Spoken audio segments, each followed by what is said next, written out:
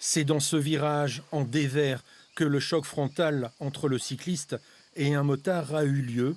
Il reste quelques marques au sol et quelques débris ce matin. Un accident mortel qui a choqué les habitants, mais pas forcément surpris.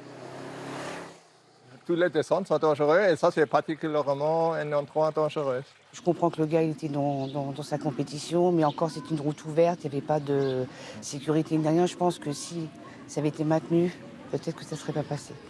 La commune de Bouillon était au cœur du tracé de l'Ironman annulé par la préfecture en raison de la chaleur. Des autorités qui ont rappelé que les itinéraires n'étaient pas sécurisés et que réaliser la course comportait des risques importants. Ce dimanche, des dizaines de sportifs ont bravé cette annulation.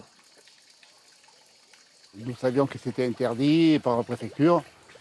Et il y a quand même quelqu'un qui a fait passer sur Facebook qu'il fallait continuer à le faire quand même. Et ce qui est quand même grave, c'est qu'il y a une personne qui a perdu la vie si jeune.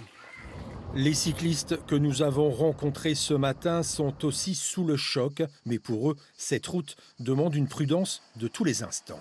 C'est sûr qu'en été, c'est différent. Il y a plus de monde, il y a plus de passages, on fait plus attention. Bon, après, on s'habitue et dans 99% des cas, ça se passe bien. La journée qui devait être une fête du sport a tourné au drame. L'enquête devra déterminer toutes les responsabilités.